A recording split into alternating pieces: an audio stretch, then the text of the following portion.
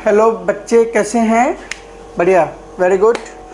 तो अब 3.6 का अभी जो हम कर रहे हैं, इसके अंदर एक्सरसाइज 3.6 का कुछ क्वेश्चंस बच गए थे।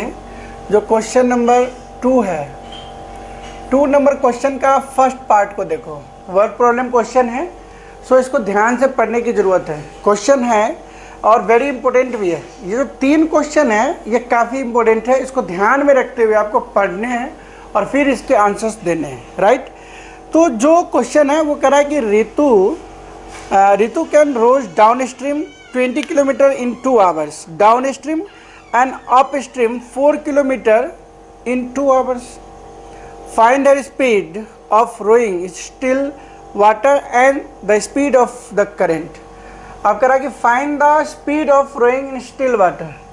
तो स्पीड, रितु का स्पीड मान लो, let be the speed of Ritu. ध्यान रखना, ध्यान से कुछ क्वेश्चन को समझो।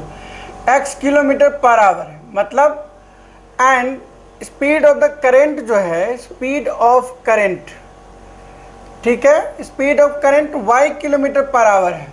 2 वेरिएबल चाहिए था, 2 हमने लेट कर दिया। आप पहले क्वेश्चन को समझो। मान लो ये रिवर है, इस रिवर के अंदर रितु जो है वो रितु ये इसके अंदर मूव कर रही है।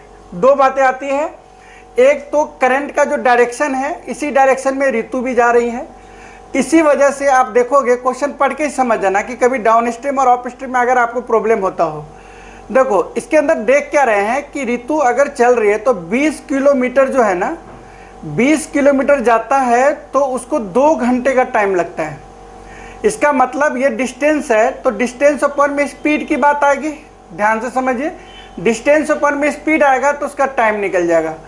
और एक दूसरे में जो है 4 किलोमीटर जाता है तो उसको 2 घंटे लगता है। इसका मतलब इसमें ये अपोजिट टू द करंट जा रहा होगा। बात तो समझ में आ रहा है आपका? मान लो आप करंट के साथ चलोगे तो आपका जो स्पीड है वो और जो करंट का स्पीड है वो दोनों प्लस हो रहा है।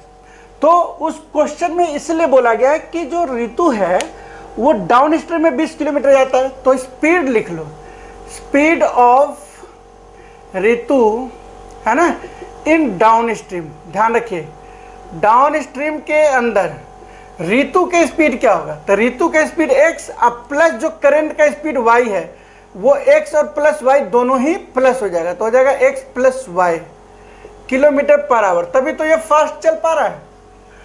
एंड स्पीड ऑफ रितु, है ना, in up stream. Up stream देखो, अप स्ट्रीम का मतलब क्या होता है? अपोजिट टू द करंट, मतलब इधर से ये जा रही होगी इस डायरेक्शन में, है ना, इस डायरेक्शन में चल रही है। अब ये y इस डायरेक्शन में जा रहा है, x इस डायरेक्शन में जा रहा है, तो इसको अपोज करेगा, तो इसलिए x minus Y kilometre per hour आ गया। इसलिए माइनस हुआ है अप स्ट्रीम के अंदर, डाउन स्ट्रीम में प्लस हो गया, अप स्ट्रीम में आपका ये माइनस हो गया है। क्लियर है? तो आप इस चीज़ को देखो, अगर हम कहते हैं कि अकॉर्डिंग टू क्वेश्चन, तो ध्यान से समझिएगा। अकॉर्डिंग टू क्वेश्चन में एक फॉर्मूला लिखिएगा कि डिस्टेंस अपॉन में स्पीड इक्वल्स टू होता है टाइम।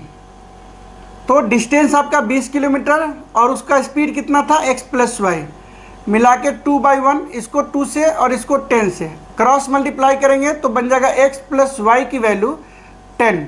अगर ये नहीं समझ आ रहा है तो आप इसको क्रॉस मल्टीप्लाई भी कर सकते हैं, और क्रॉस मल्टीप्लाई करके आपको जो है क्वेश्चन का आंसर निकल जाएगा। ध्यान रखना कि क्रॉस मल्टीप्लाई जब करेंगे तो क्वेश्चन में क्या करेंगे कि क्वेश्चन का क्रॉस मल्टीप्लाई करने के लिए आप 2 से फिर बाद में कैंसिल होगा, तो ये भी आपका सही है।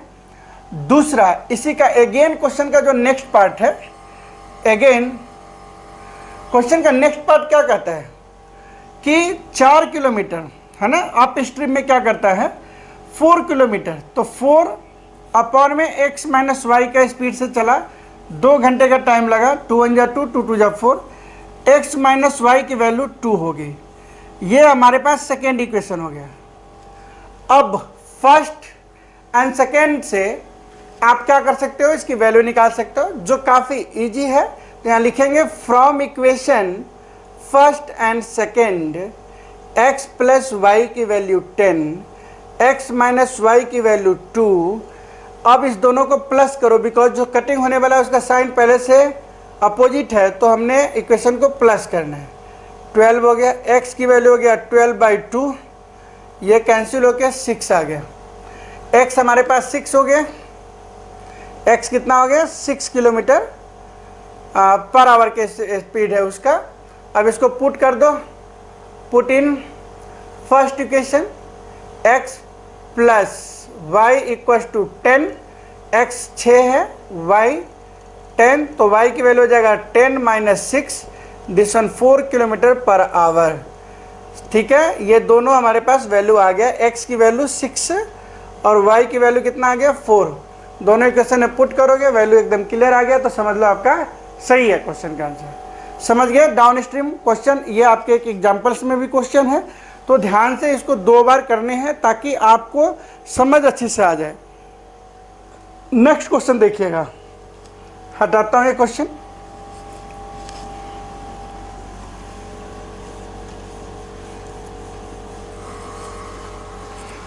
ये जो क्वेश्चन है नेक्स्ट, इसको देखने के लिए आपको क्वेश्चन नंबर 2 का 3rd पार्ट ही है, और ये क्वेश्चन देखिए ध्यान से। इसमें कह रहा है कि 2 women and 5 men can together finish the embroidery work in 4 days while 3 women and 6 men can finish 3 days। अब ये वर्क का क्वेश्चन है, तो आपको पता होना चाहिए कि आपको लेट करना पड़ेगा 2nd नंबर क्वेश्चन में कि लेट बी, क्या लेट करना पड़ेगा, women can do in x day and man can, ऐसे करना है, women can do in x day, मतलब वुमेन किसी काम को एक दिन में x डे में करती है, और मैन कितने दिन में करता है, man can do in y days. ध्यान रखिएगा, अगर कोई पूछता है कि 1 डेज में कितना करेगा, 1 डेज वुमेन कितना वर्क करेगी, तो 1 डेज में 1/x करेगी। मान लो आप किसी काम को 10 दिन में ख़त्म करते हो, कोई काम है, मान लो कोई भी काम हो सकता है, मान लो कॉपी लिखने का ही काम है, 10 दिन में करते हो, तो एक दिन में कितना करोगे, तो 1/10 करोगे। सेम इसी जगह पे है, 1 डेज में वो वुमेन 1/x वर्क करेगी। अब अगर मैन की बात करें तो 1 डेज में कितना करेगा, तो 1 डेज में ये 1/y करेगा।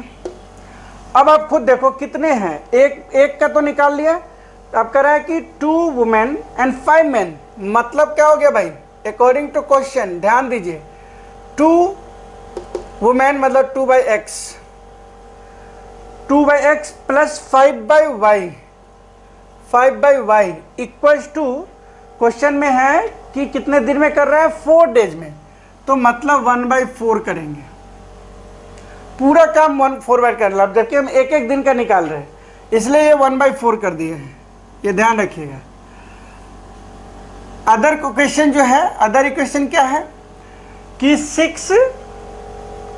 3 वुमेन मतलब 3/x plus 6/y equals to, total days जो है 3 डेज में काम फिनिश करता है, 3 डेज में काम फिनिश करता है, तो 1/3 आ गया। अब जरा इस वैल्यू को निकालें, मतलब इस इक्वेशन को कैसे निकालेगा, ये इक्वेशन हमारा फर्स्ट और ये इक्वेशन हो गया सेकंड, समझ में आ गया ना। 2 वुमेन 5 men, दोनों एक एक दिन में 1/4 करेगा, टोटल दोनों मिला के करता था 4 दिन में, तो एक दिन में कितना करेगा 1/4, इसलिए रेसिप्रोकल करा है। जो वर्क वाला क्वेश्चन है उसमें रेसिप्रोकल इसीलिए किया जाता है, दोनों मिला के 3 दिन में कर रही थी, तो एक दिन में क्या करेगा 1/3 करेंगे। अब इसको बस सिंपल है कि 1 लेट करते हैं, जैसे रिड्यूस कर लो, लेट 1/x की वैल्यू a एंड 1/y की वैल्यू b, तो हमारा इक्वेशन बन जाएगा 2a plus 5b equals to 1/4,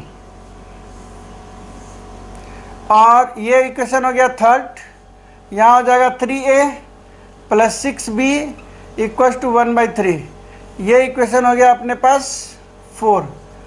अब इन दोनों इक्वेशन से हम क्या करते हैं, वैल्यू फाइंड कर लेते हैं। यहीं पे फाइंड करते हैं, आ जाओ।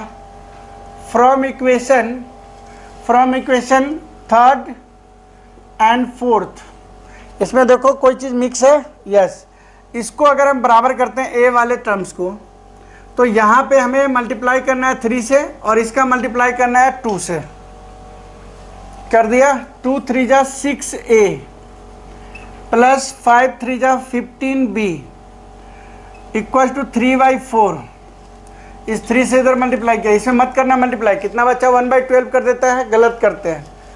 यहाँ पे आप 6a प्लस 2 जा 12b इक्वल टू 2/3।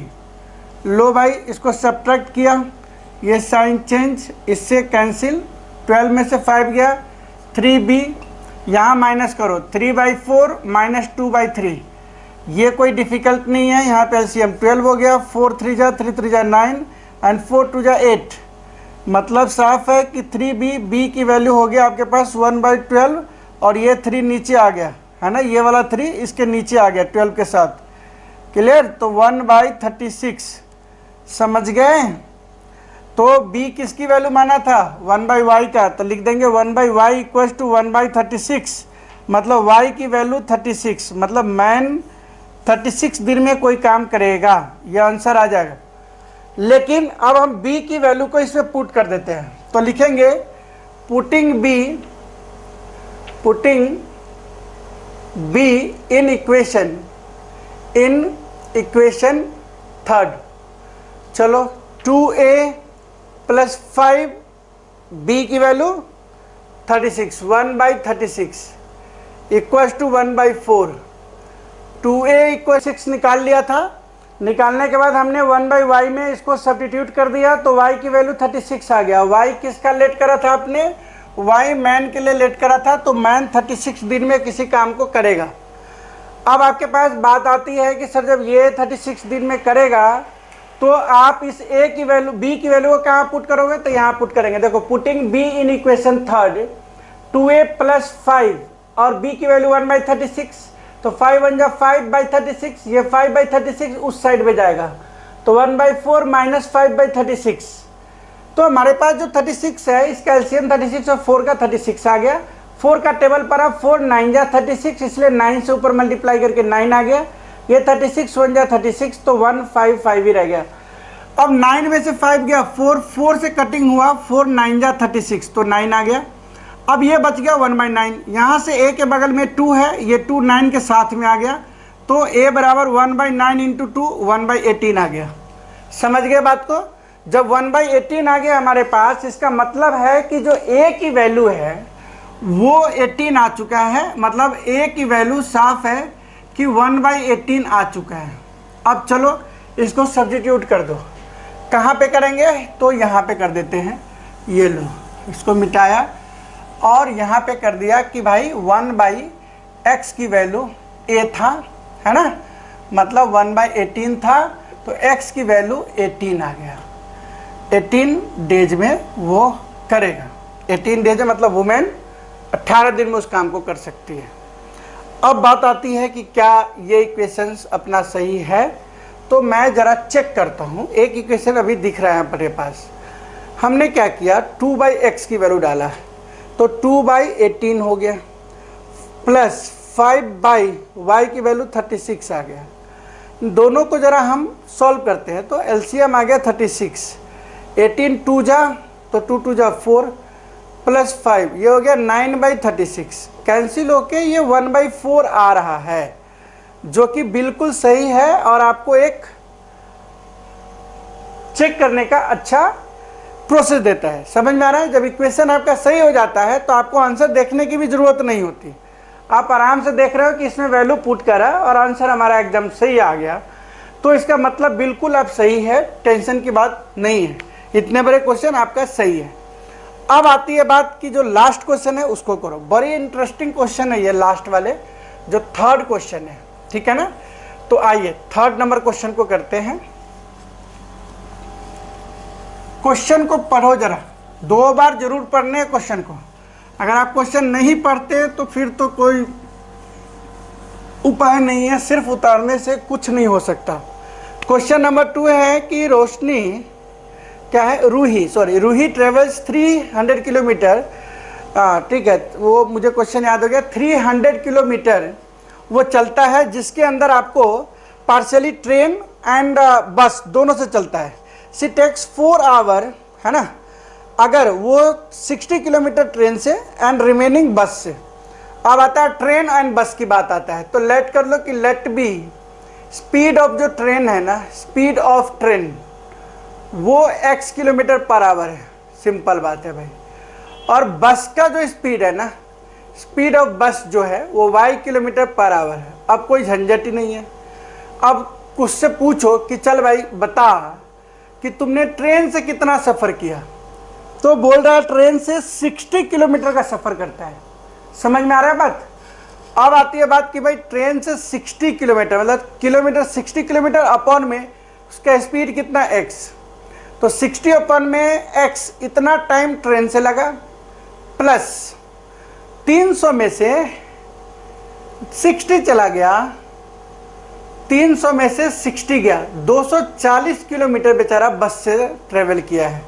तो 240 अपॉन में y है ना, डिस्टेंस अपॉन में speed equals to time, distance upon में स्पीड इक्वल्स टू टाइम, दोनों टाइम मिला के उसको लगता है 4 घंटे। यही है क्वेश्चन। अब दोनों टाइम 4 घंटे लगता है, तो अब इस क्वेश्चन को सॉल्व करेंगे। ठीक है, क्लियर है?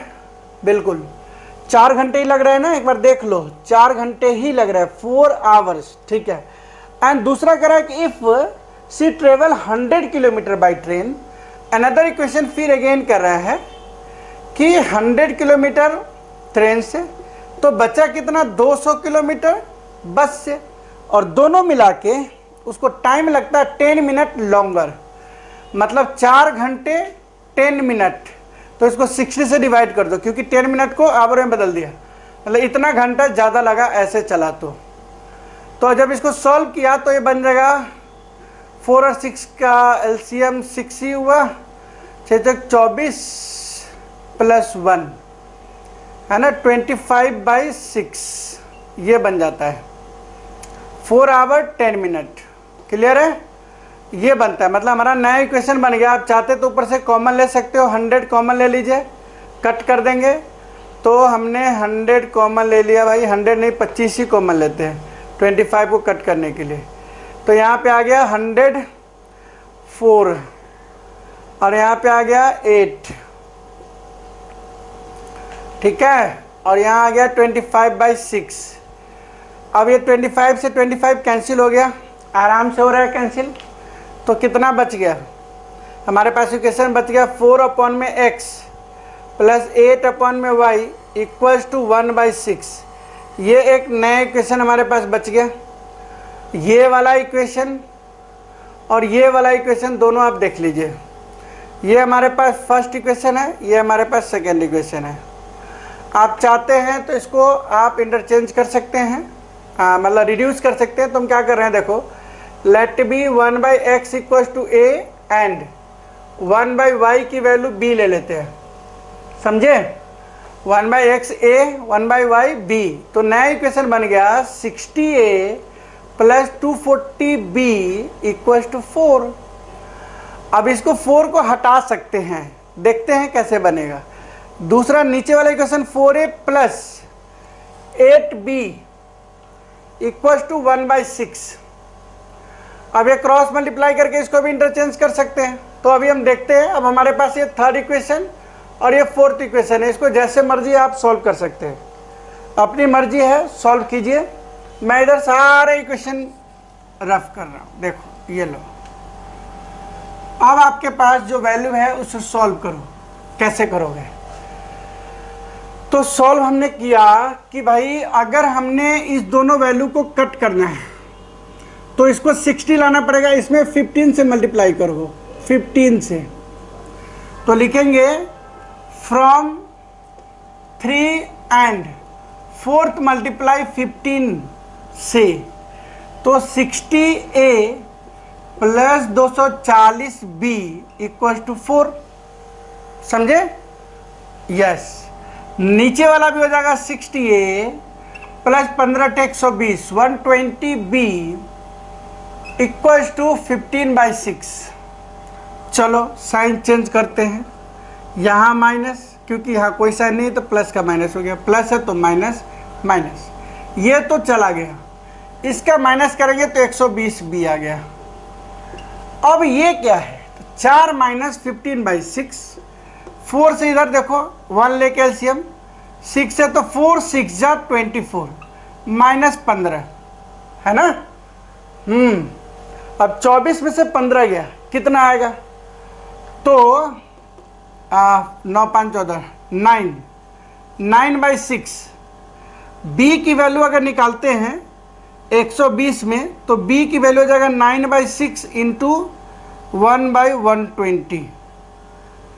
3 से 3 3 = 9, 3 2 = 6, 3 से 3 4 = 40, मतलब 1/80 आ गया, कैंसिल करके 1/80 आ गया।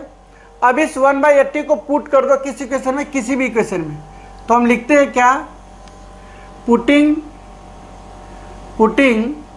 b in third equation.